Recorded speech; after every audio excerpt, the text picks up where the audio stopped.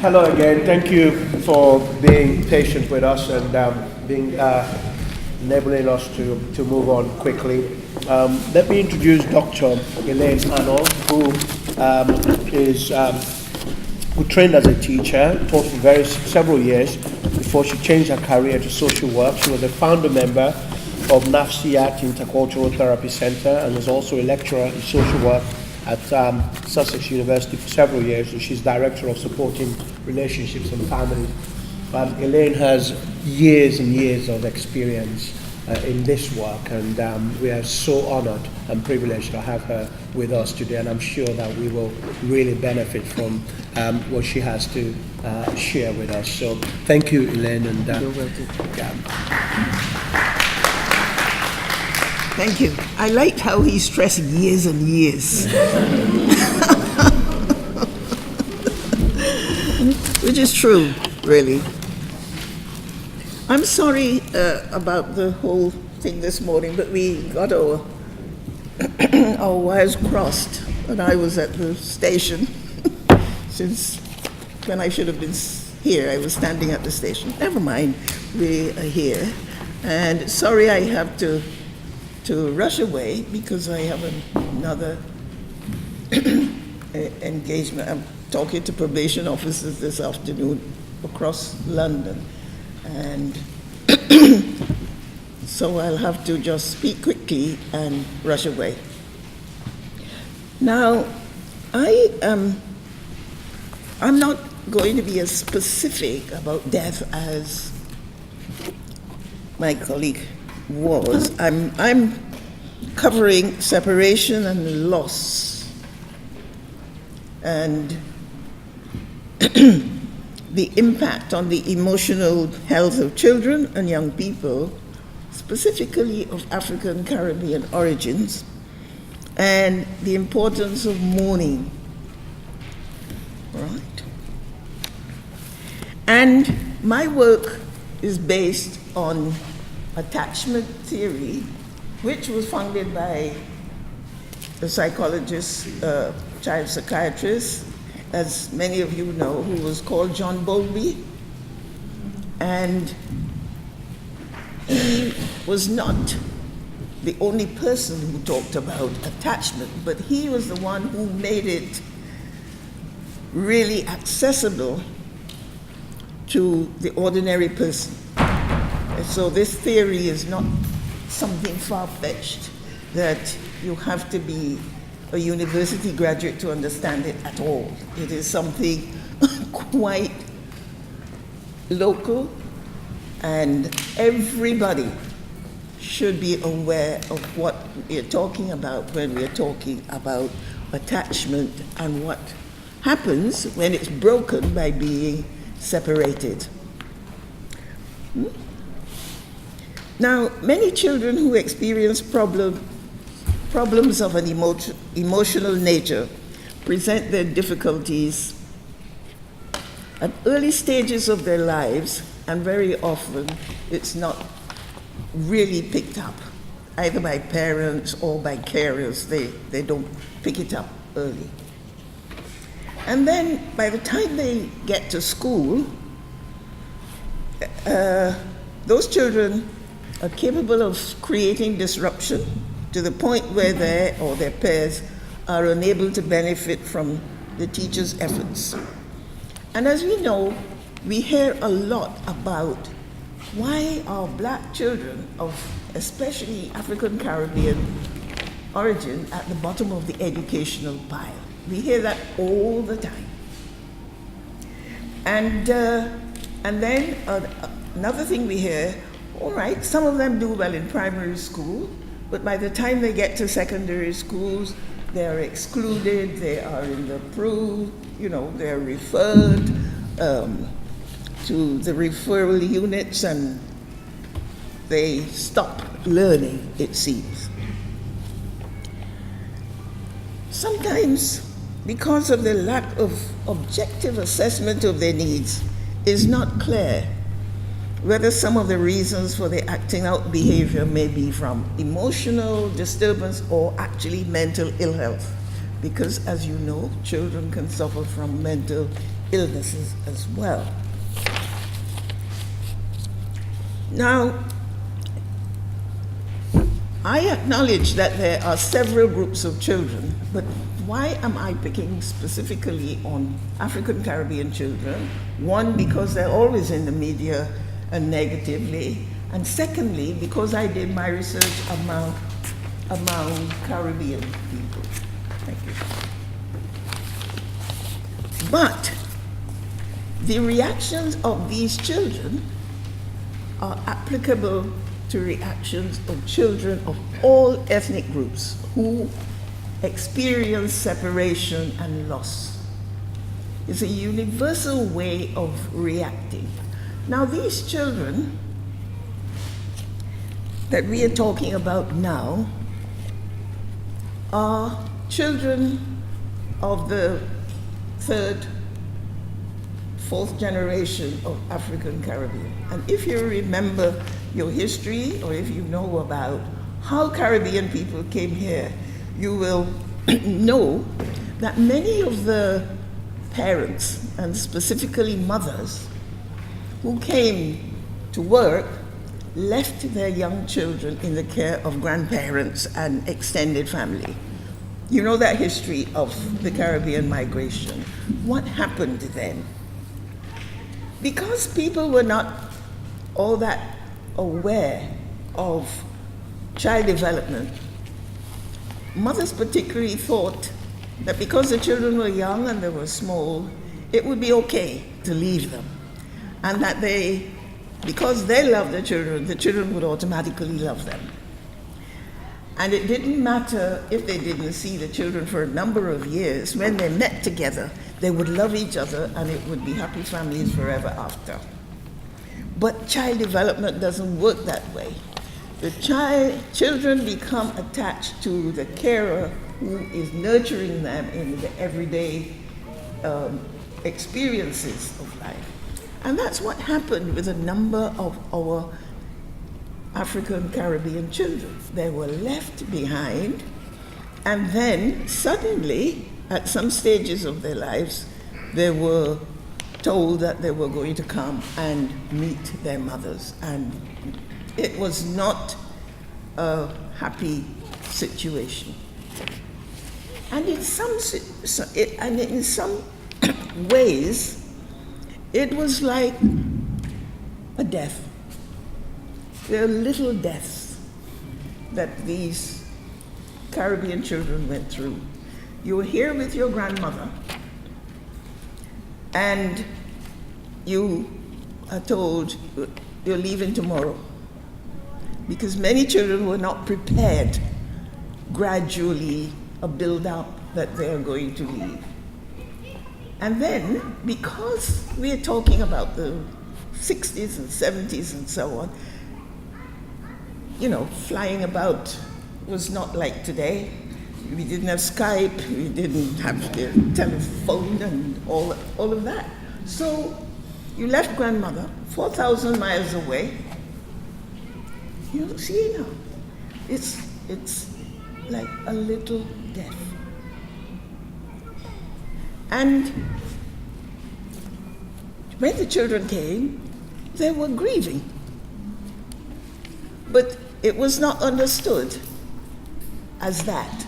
Many children were described as being ungrateful because mother says, I am here working so hard, or you've got the money, I've sent for you all the time, I was sending you clothes and things like that, material things. But the emotional thing, they didn't quite understand it. And so they were not helped to mourn. And mourning is very, very important, as you would have heard from our previous speaker, in processing the grief. And going back to Bowlby and his work with children, he came to his theory through observing when children were separated from their mothers, particularly in nurseries, or when they went to hospital and were separated.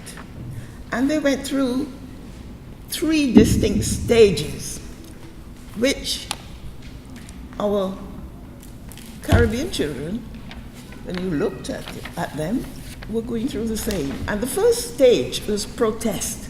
When you are separated and you protest about it. And how did they show their protest? They cry. Some children, talking about it in later life, said they cried themselves to sleep almost every night because they didn't want mother to see. They didn't want her to think that they were being ungrateful, and they didn't want to upset her, but they protested in this way. And then, as life went on and no change happened, they weren't in touch with grandparents to keep that link, they despaired. And you know what it is to despair. You get sad, you're not interested in anything much. You go to school, you're not really taking in what the teachers are telling you. You can't. And the third stage, they then became detached. And to be detached is to take yourself away and not to be interested because you don't want to be hurt again. You're not going to relate to anybody and be too close. You've lost trust. Similarly, when persons are going through bereavement through death, they get angry. Similarly, with the children who had come, they were angry.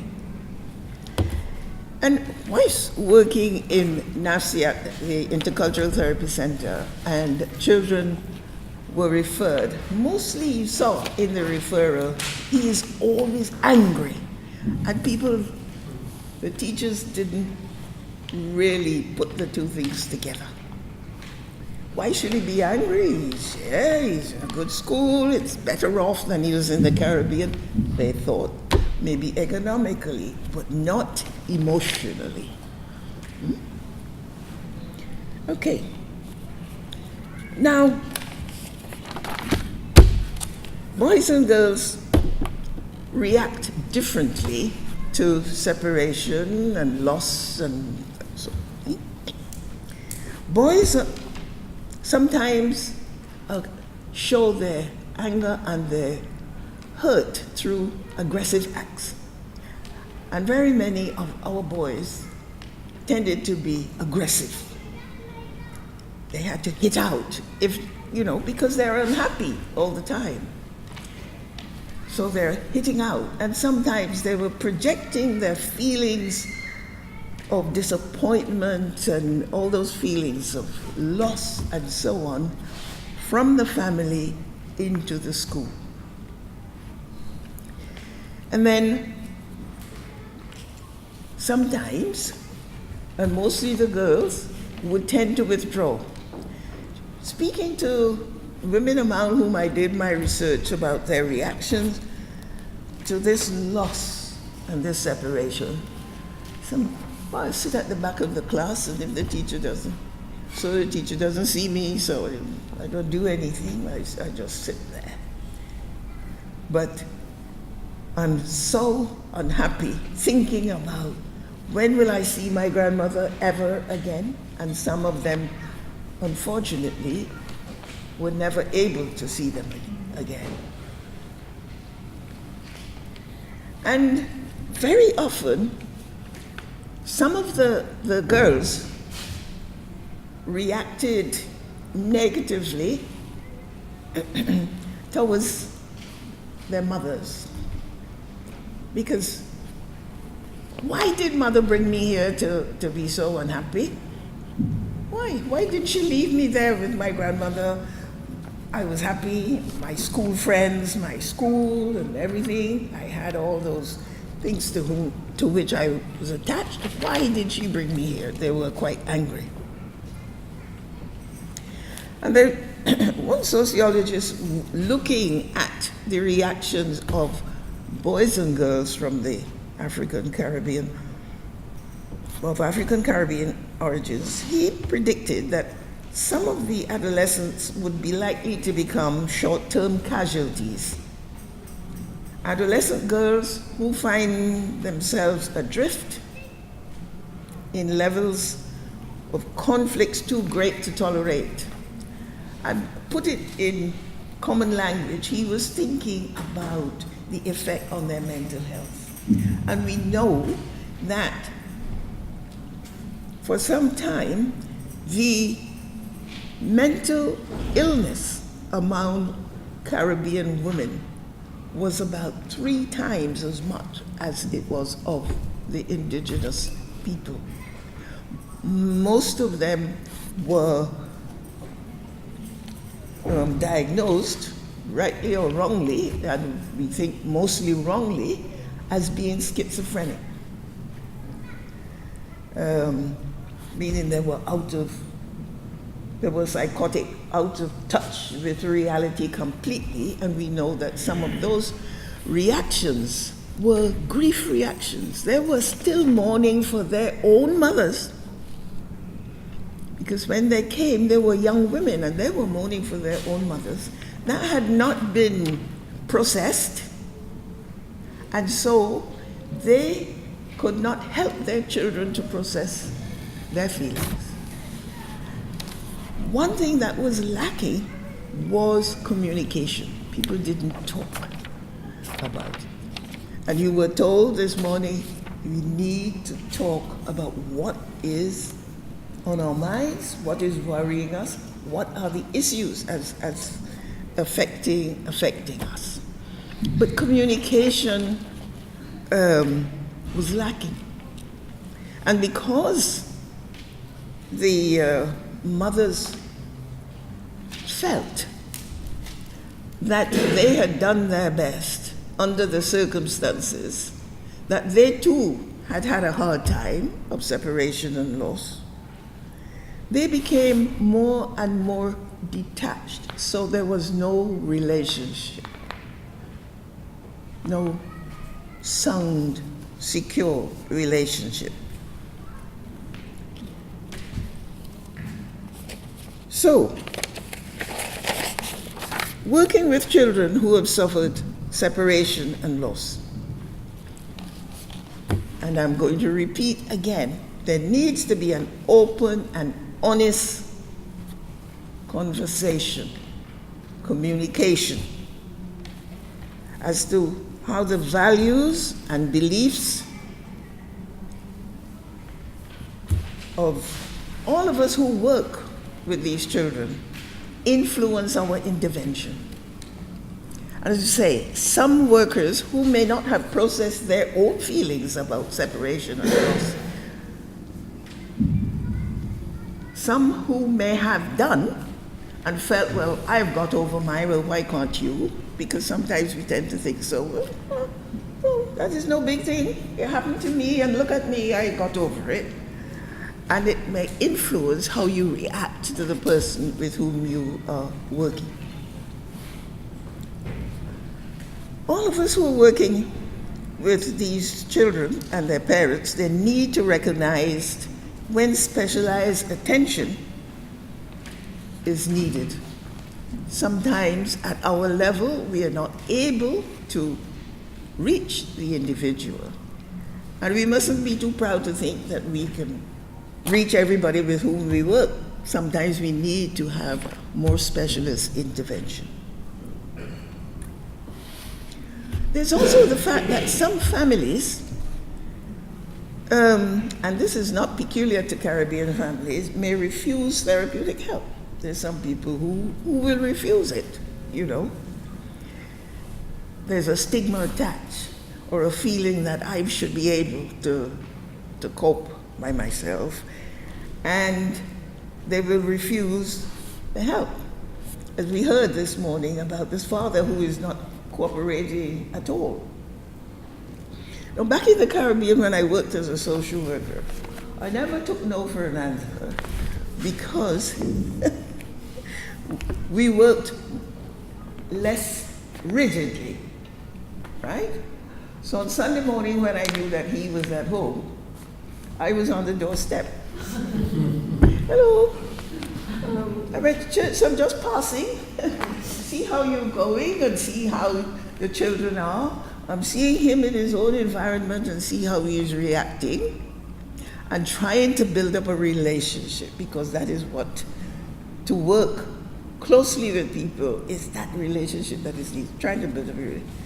And they say, hey, what are you doing here Sunday? You're working Sunday? I said, well, you're working Friday. You can't come to see me, so I come to see you, you know. And getting at that level.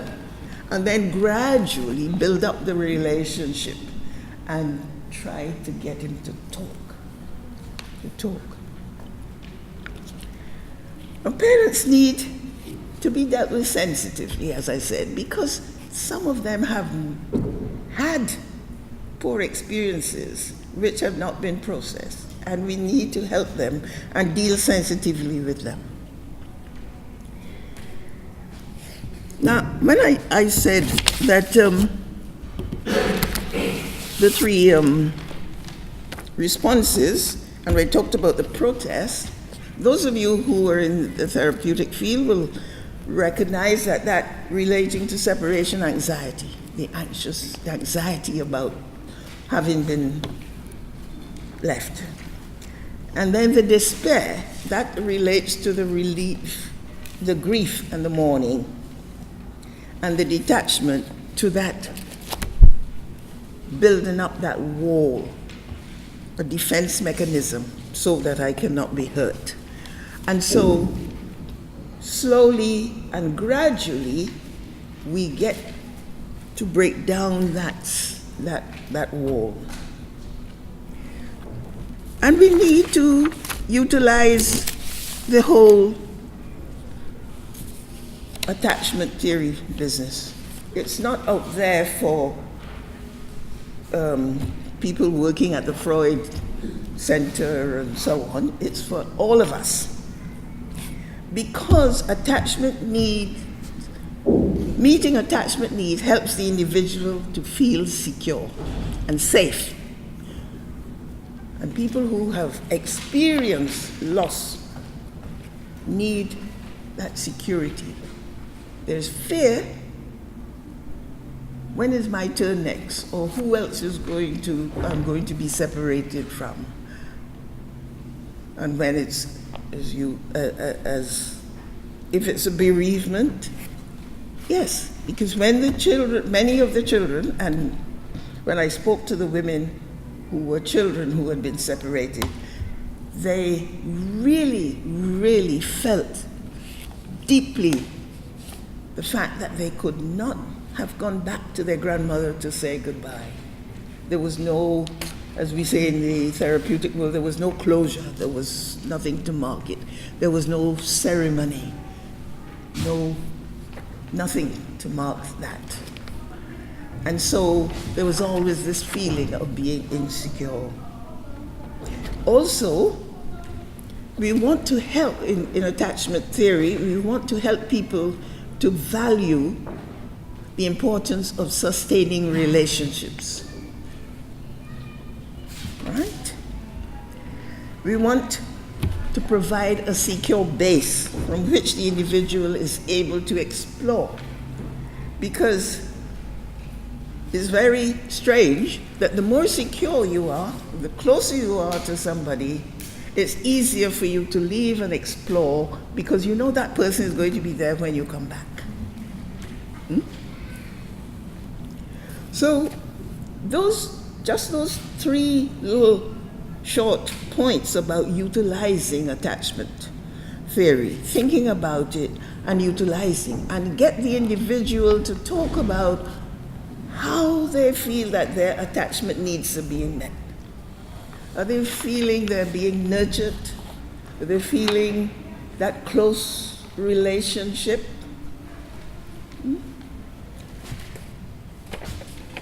So, I know I'm rushing, and you'll forgive me for that.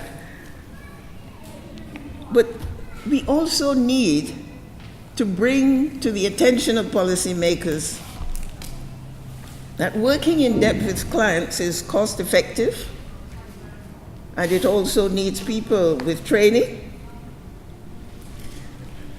They also, when they put the pressure on voluntary groups, they sort of leave it up to the voluntary groups, and you see sometimes what can happen to voluntary groups who take on too much, like Kids Company, those of you who may have heard about that. But they need to understand that we can do so much as voluntary groups, but they need to take the responsibility of providing for all our citizens. The churches help, and some people find their solace and nurturing in church groups, but they too cannot carry all the burden. And so I just want to leave you with the realization that we as individuals, we can all help people who are suffering, who grieving when there is a loss of any kind.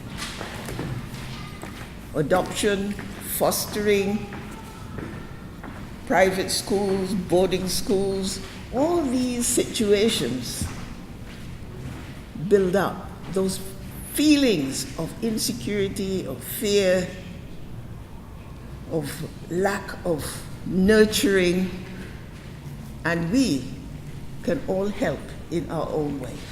So thank you so much for listening.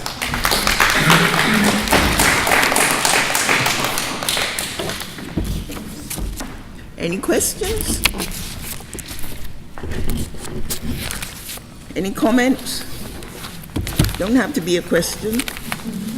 Yes? It's a question, basically. Yes. In regards to what you said about children who from Afro-Caribbean children at Caribbean, and they have children, etc., etc. Yeah.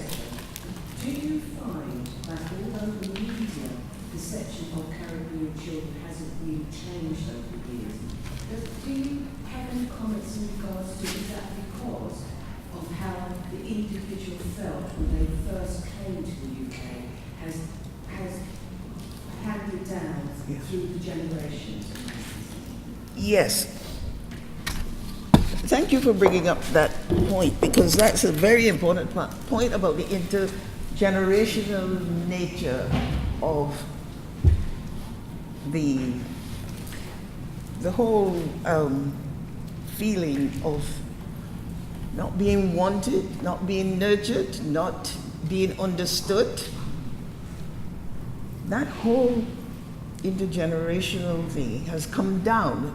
As I say, we're talking about the children of the third and fourth generation of Caribbean people. But sometimes the media seem to think that they have just come from the Caribbean. They don't treat them as people who have born here and have a stake here. And sometimes there is, but most of the time, there is confusion in the children's minds because they're born here, they play with their British pairs and all the rest of it, but they're not accepted as British. When they say they're British, yes, but where exactly did you come from? You know, and if they say Streatham, yes, but before that, you know. And they don't know anywhere before that. And then some of them then begin to feel that they shouldn't really connect there. So they are in between.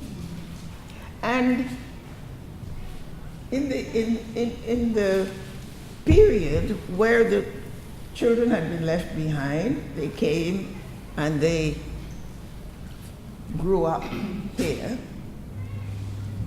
but they didn't get that relationship to their mothers as they had to the grandmothers, and they were sort of, in attachment theory terms, their pattern of attaching was what we call a sort of avoidance. It was insecure and avoiding. You don't want to get too close. You can't get too close. And so the children imitated, followed that pattern of behavior. So when they went to school, they don't want to get too close to the teacher either. The teacher's another adult, right? That they don't trust. And so you get that sort of distancing, an inability to relate, an inability to communicate, inability to trust that has helped to fuel this negative reaction to adults in the community, I think. What made you want to study African Caribbeans and adults in separation? Sorry. As I said, I began life as a teacher. And I was an immigrant myself from Barbados to Trinidad. As you know, I don't know how much you know the others, but Barbados is very small, very high population, very high standard of education at that time. It was supposed to be the most literate of the islands and so on. So everybody passed exams. So when I sat my senior Cambridge, because we did the English exams, there were 24 of us. And I went home and said, oh, the results come out of ours. And they said, 24 of you sat and 24 passed, so what's the big thing? You were expected to pass, But then, questions of jobs. And so, I didn't get a job quickly enough. And I had friends from Trinidad whose parents said, oh, we are short of teachers in Trinidad, why don't you come? So I went to Trinidad and I started to teach. I taught in a Church of England school, and children very well behaved and all the rest of it. And then I was transferred to a large institution where it was called an orphanage because it was set up to house orphans, Indian orphans who had come from India in the sugarcane plantation after slavery. But then the local people saw that these children were being better cared for if you were poor, and they went in there. So I was transferred to that school, and I went into the nursery of that big institution because they had them from babies.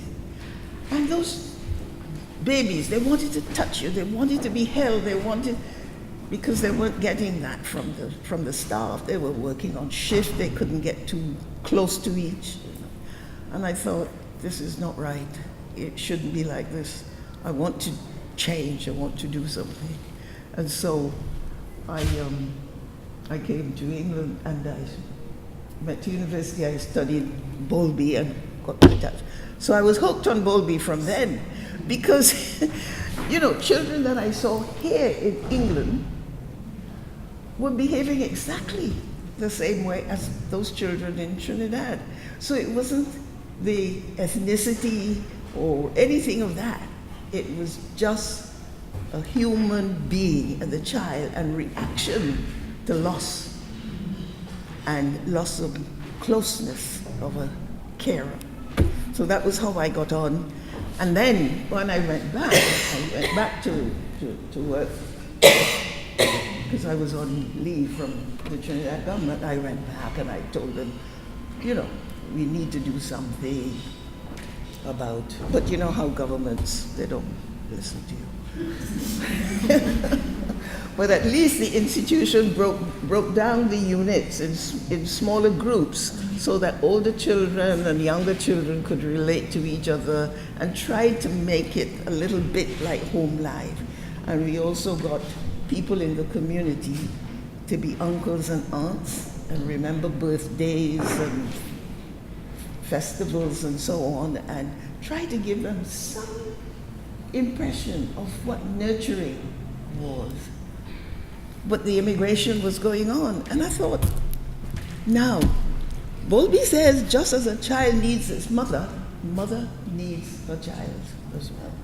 And I thought, what's happening to those mothers who have left and are working here? So I decided that I would come and do a study of those mothers. And yes, the Trinidad government reluctantly gave me permission to come, and I came and spent 2 years studying these mothers, and you know, they were telling me what Bobby had been saying. How they were mourning, they were crying, they wanted their children and all the rest of it. And that's how my study went on, has gone on all my life. It takes me up. Thank you. When I was teaching at Sussex, you know, and the social workers had to do child observation and so on. And after a time they say, "Oh God, attachment again." I said, "Yes, and it will be attachment until you leave here."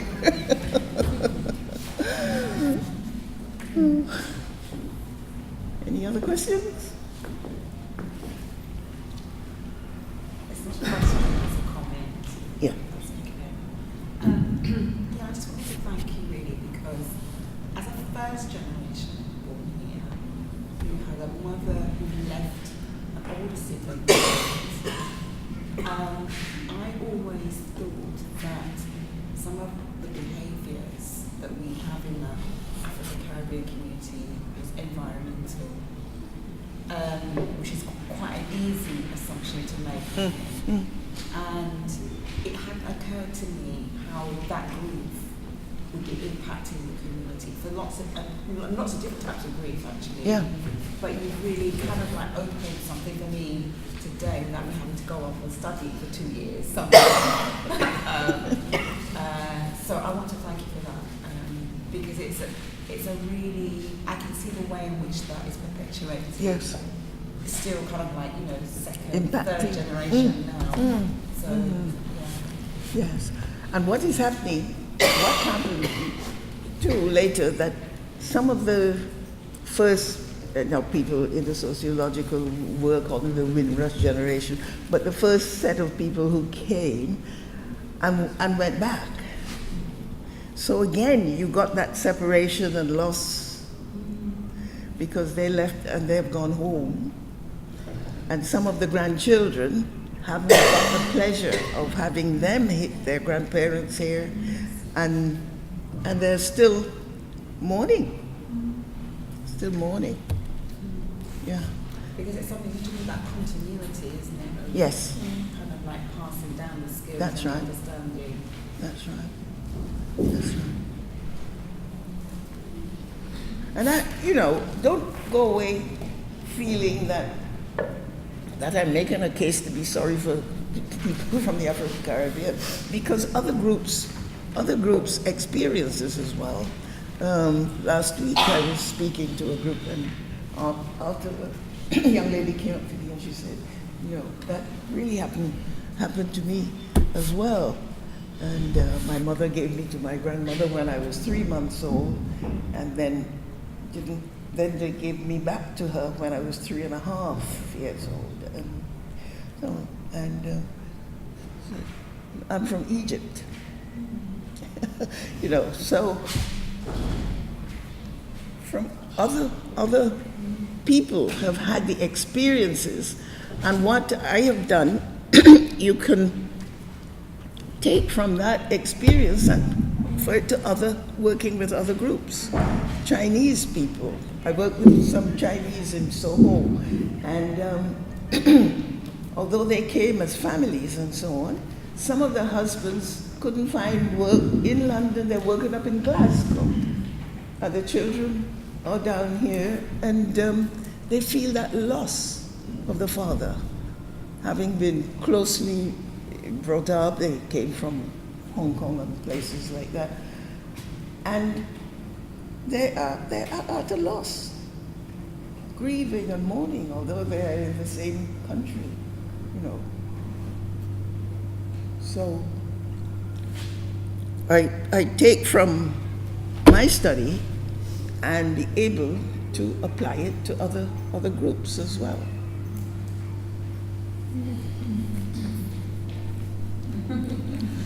Sorry. I was just wondering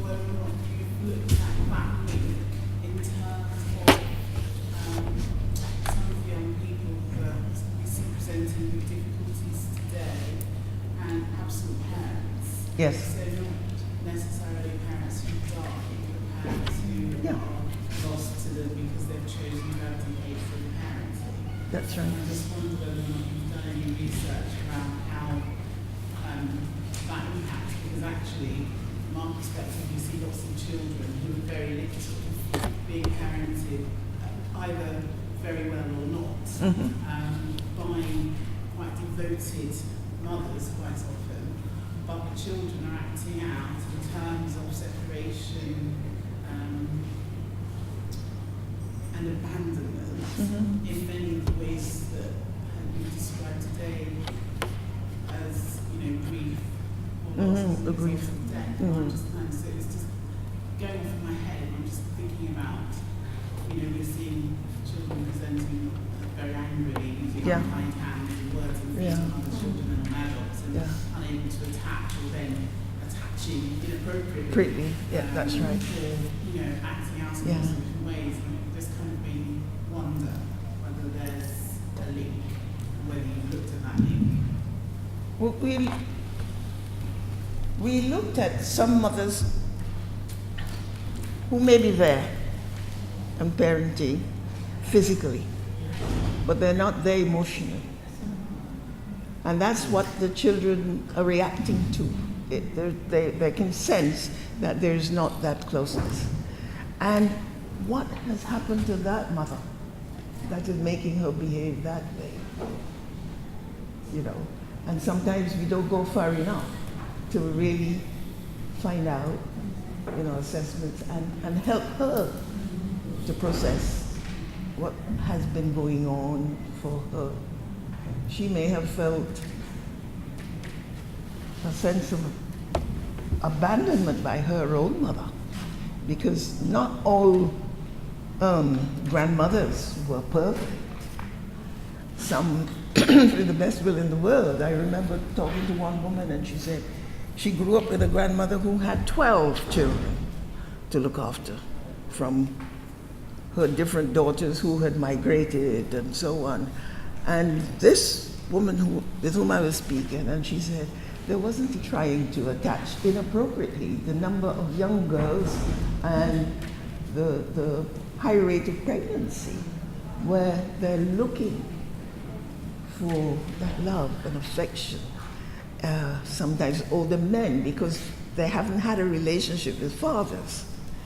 Some fathers feel that young children is the mother's work, And girls, not fathers and girls, some, the boys. I remember in Trinidad when I talked to fathers about it, he said, one father, I remember it as though it was yesterday, he said, "But miss, what do you want? What do you want? You want the father to be mother too?" I said, "No, I want the father to be a father." And what fathering means, love, affection, closeness. But I'm not saying that you must do everything the mother does. Not that you cannot. But the child needs both. And many of the girls found that their relationships with older men who take advantage of the girls looking for love and affection.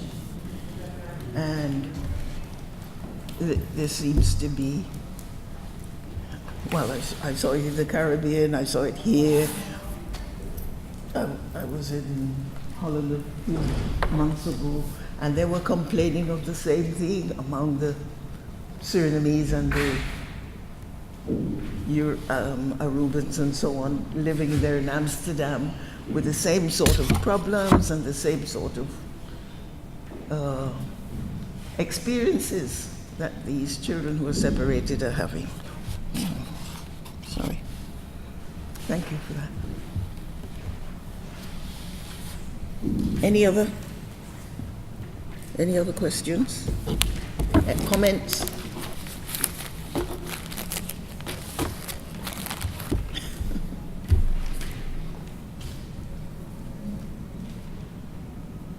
you're so quiet? Yes, sir. Have you dealt with any African cases? Sorry? Have you dealt with any African cases where, for instance, Yes. they're coming, say, from a totally different setup, maybe even a polygamous, family and all that, and they're over here, and probably the child is hungry, the mother doesn't know any better Yeah. in terms of communication, so there is anarchy. Yes. Yes, I've had some African cases.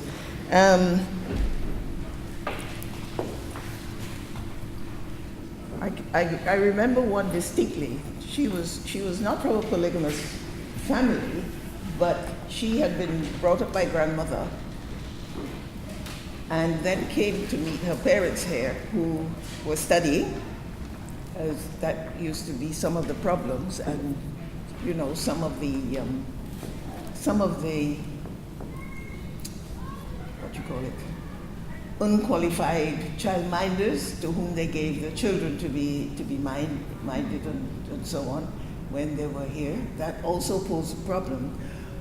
But I remember one young lady who brought up by her grandmother and suddenly came and met her mother, and she was mortally afraid.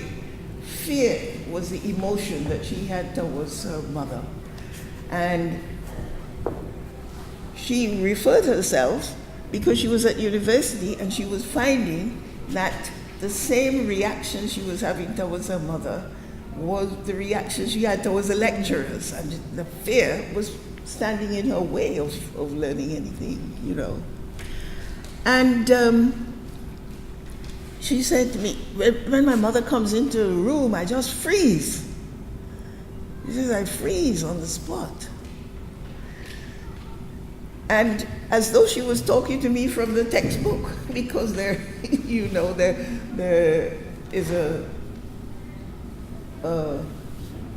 one of the phases of insecure attachment is the reactions are that way. The children freeze because as though they don't want to be seen by that individual. The fear is so great. And this was happening to this girl who had no hope of seeing her grandmother again at the time, and later on the grandmother died and she hadn't seen her, and she felt she had to have some therapy to help with that. I've talked to people in polygamous situations, and they talk about some of the jealousies and so on, which not recognized by the adults, because people will feel, they're children and they will understand. But children process things in their heads and they keep them for a long time. And that getting them to talk and to express themselves, maybe in art and so on, will tell you what is worrying the child. And one thing I must say about many of these children who came and were grieving, so many of them wrote poetry, able to express themselves in poetic language, which is much easier than just talking about it. Okay, thank you so much. Thank you.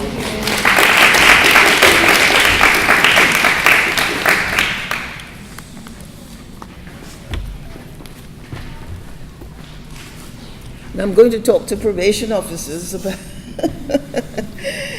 because one of John Bowlby's in looking at children and so on, one of his first writings was about 44 juvenile thieves, and found that children who stole had poor relationships with their mothers in particular.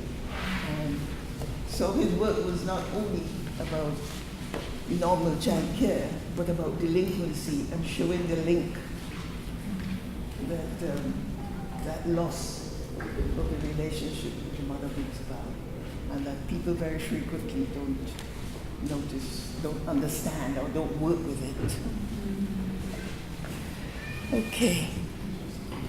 So I have to get my head now on the crime scene. If you want to donate or if you want to volunteer, you can contact us through our website www.changingchapters.com or email us info@changingchapters.com.